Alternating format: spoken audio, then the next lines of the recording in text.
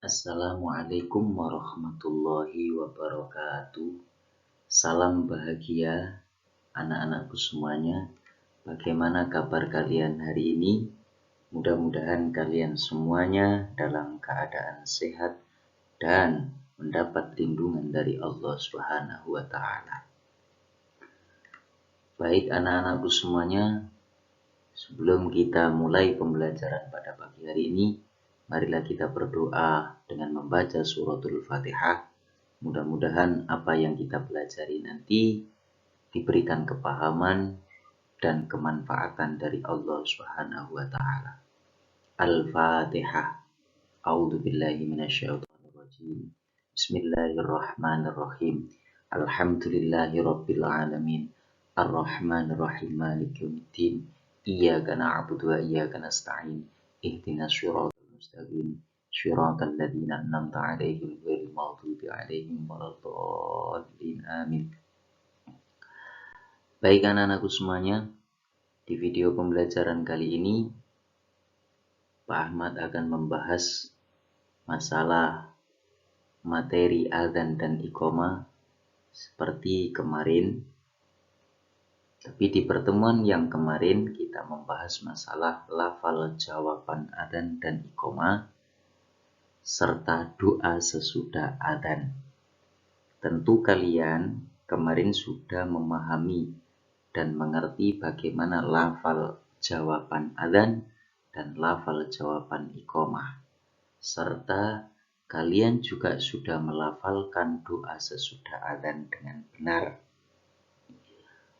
Untuk pertemuan kali ini, Pak Ahmad akan membahas tentang syarat adzan dan iqamah serta sunnah adzan dan iqamah.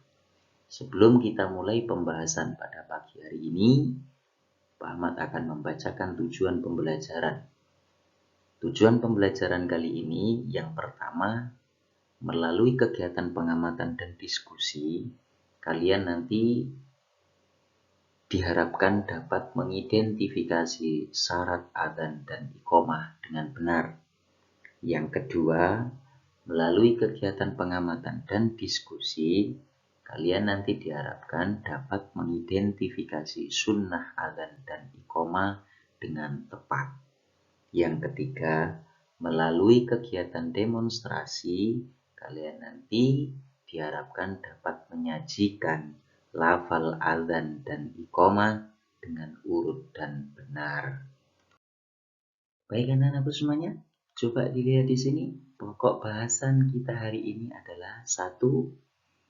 Membahas tentang syarat adzan dan iqamah. Yang kedua, kita akan membahas tentang sunnah adzan dan iqamah. Anak-anakku semuanya, tentu kalian harus memahami bahwasanya orang yang mengumandangkan adzan dan iqamah itu harus mempunyai syarat tersendiri, yaitu nomor 1, orang yang mengumandangkan adzan dan iqamah harus orang Islam. Mengapa demikian? Tidak sah jika adzan itu dikumandangkan oleh orang yang non-muslim, karena tidak adanya keahlian dalam hal ibadah, khususnya sholat. Yang kedua, anak-anakku, yaitu mumayyiz. Syarat adzan dan iqamah yang kedua adalah mumayyiz. Apa itu mumayyiz? Mumayyiz yaitu orang yang sudah bisa membedakan baik dan buruk. Menurut Asy-Syirbini, mumayyiz adalah anak yang sudah bisa makan, minum, dan beristinja sendiri. Itulah mumayyiz anak-anakku semuanya. Kemudian syarat adzan dan iqamah yang nomor 3, yaitu harus orang laki-laki. Kenapa demikian? Tidak sah adzannya perempuan atas jamaah laki-laki, sebagaimana tidak sahnya perempuan mengimami laki-laki dalam sholat berjamaah. Kemudian yang kedua, anak-anakku, coba lihat di sini. Yang kedua adalah kita membahas masalah sunnah adzan dan iqamah. seorang yang mengumandangkan azan dan iqamah mempunyai sunnah tersendiri. Yang pertama yaitu, coba dilihat di sini, suci dari hadas dan najis. Orang yang mengumandangkan azan harus suci dari hadas dan najis. Sebagaimana dimakruhkan bagi seorang muadzin yang memiliki hadas, terlebih bagi muadzin yang mengumandangkan azan dalam keadaan junub. Sebagaimana disebutkan dalam hadis riwayat Abu Dawud, qala Rasulullah sallallahu alaihi wasallam, karahtu an adhkurallah azza wa jalla illa ala tuhri aw qala ala tuharah. Artinya, Rasulullah Shallallahu Alaihi Wasallam bersabda, saya memakruhkan menyebut nama Allah kecuali dalam keadaan suci, atau disebut dengan kata ala toharati. Jadi, anak-anakku, perlu kalian ketahui, orang yang mengumandangkan azan itu harus suci dari hadas dan najis, sebagaimana yang disabdakan oleh Rasulullah Shallallahu Alaihi Wasallam. Yang kedua, sunnah azan dan iqamah yaitu berdiri menghadap kiblat. Mengapa demikian? Karena disunnahkan menghadap kiblat. Karena kiblat adalah arah yang paling baik dan juga arah yang paling mulia. Dan dibarengi dengan berdiri sebagaimana ada hadis Rasulullah Shallallahu Alaihi Wasallam. Qala Rasulullah Shallallahu Alaihi Wasallam, ya Bilal, kum fanadilis sholah. Yang artinya Rasulullah Shallallahu Alaihi Wasallam bersabda, wahai Bilal, berdirilah dan kumandangkan azan untuk sholat. Inilah kesunnahan azan dan iqamah.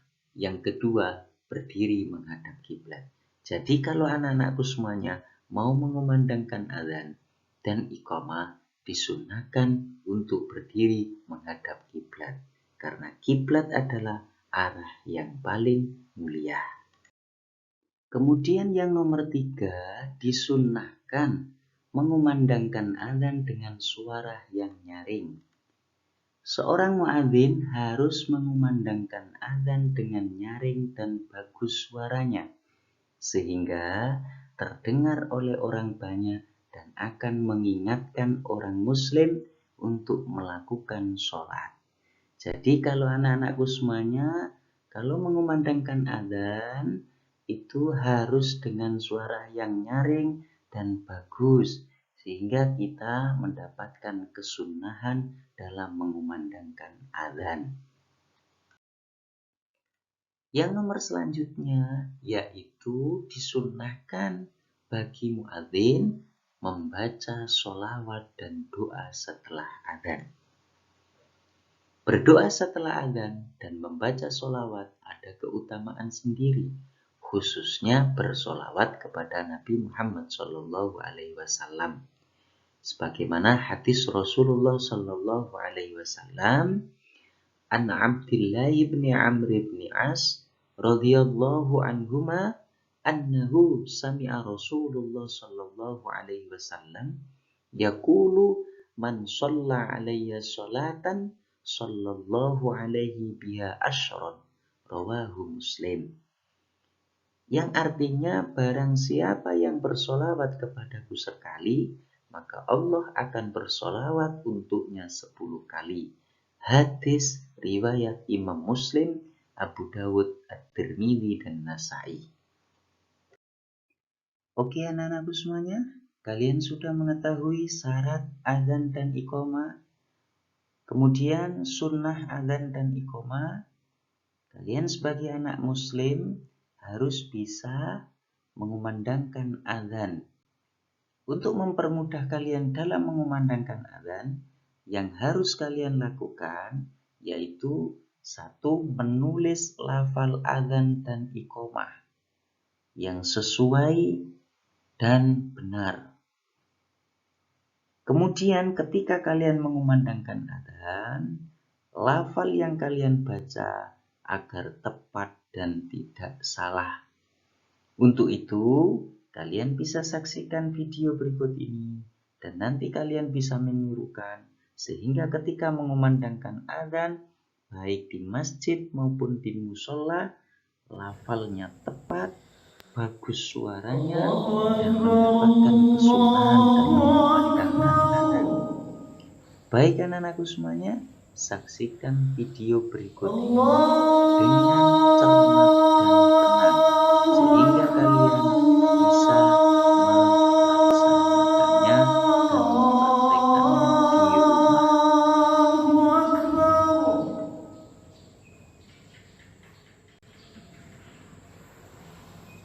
Asyhadu an la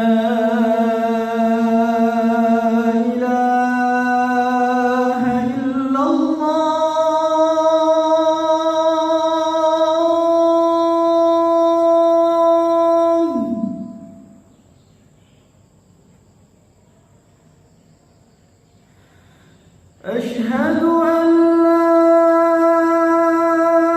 إله إلا الله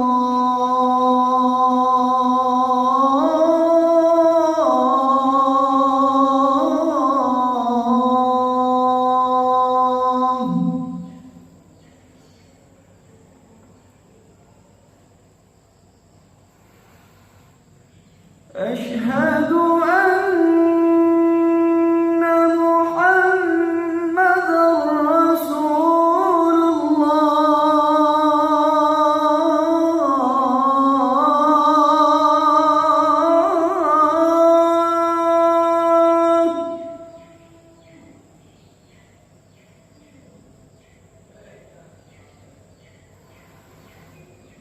أشهد أن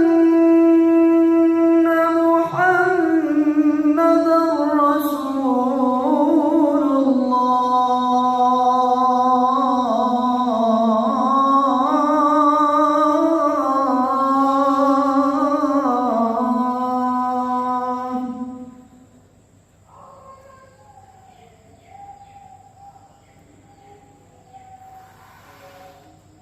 حي على الصلاة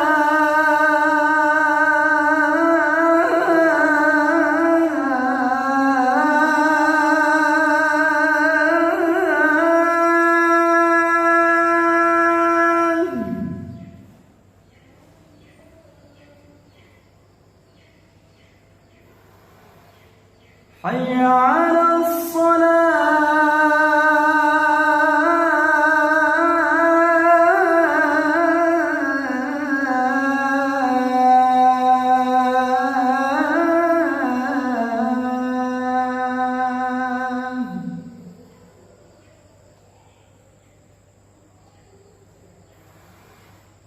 حي على الفلاح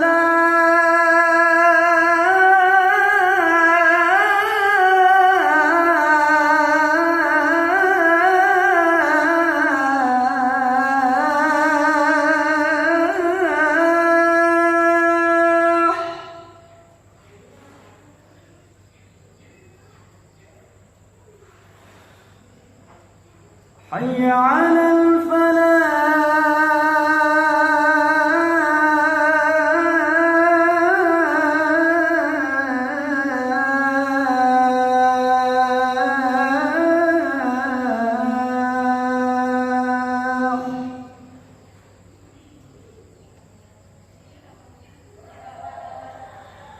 الله أكبر الله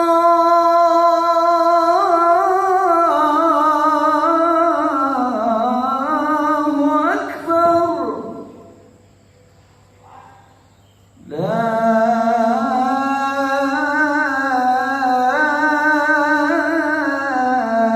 إله إلا الله.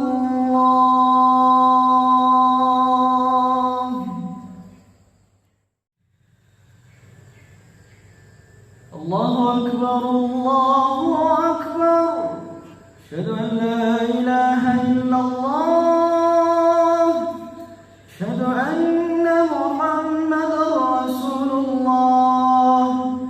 حي على الصلاة حي على الفلاح قد قامت الصلاة قد قامت الصلاة الله أكبر الله أكبر لا إله إلا الله.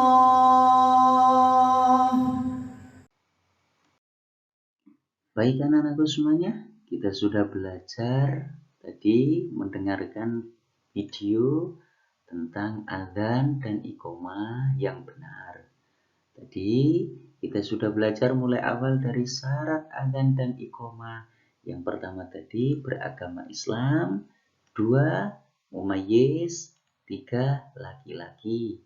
Kemudian sunnah adzan dan iqamah nomor 1 suci dari hadas dan najis, 2 berdiri menghadap kiblat, 3 mengumandangkan adzan suara nyaring dan bagus, kemudian membaca sholawat dan doa setelah adzan. Kemudian tadi juga kalian sudah menuliskan lafal adzan dan iqamah sebagai acuan kalian dalam mengumandangkan adzan agar tidak salah dalam melafalkannya. Dan kemudian juga kalian menyaksikan video adzan dan iqamah dengan benar. Inilah pembelajaran kita hari ini. Untuk pembelajaran minggu depan, kita akan membahas tentang adab adzan, kemudian tujuan dikumandangkan adzan, kemudian hikmah adzan. Baik anak-anakku semuanya, untuk pertemuan kali ini kita akhiri sampai di sini dulu. Sebelum kita akhiri pembelajaran kali ini, marilah kita berdoa dengan membaca suratul Fatihah. Al-Fatihah. A'udzubillahi minasyaitonirrajim. Bismillahirrahmanirrahim. Alhamdulillahi rabbil alamin. Ar-Rahmanir-Rahim. مالك يوم الدين إياك نعبد وإياك نستعين اهدنا الصراط المستقيم صراط الذين أنعمت عليهم غير المغضوب عليهم ولا الضالين آمين. Baik anak-anakku, dengan membaca suratul Fatihah, mudah-mudahan apa yang kita pelajari mendapatkan kemanfaatan dan keberkahan dari Allah Subhanahu wa taala, dan senantiasa kalian semuanya diberikan kesehatan dan dilindungi oleh Allah Subhanahu wa taala sehingga kalian bisa melanjutkan belajar di pertemuan selanjutnya. Oke, Bapak akhiri sampai di sini. Assalamualaikum warahmatullahi wabarakatuh.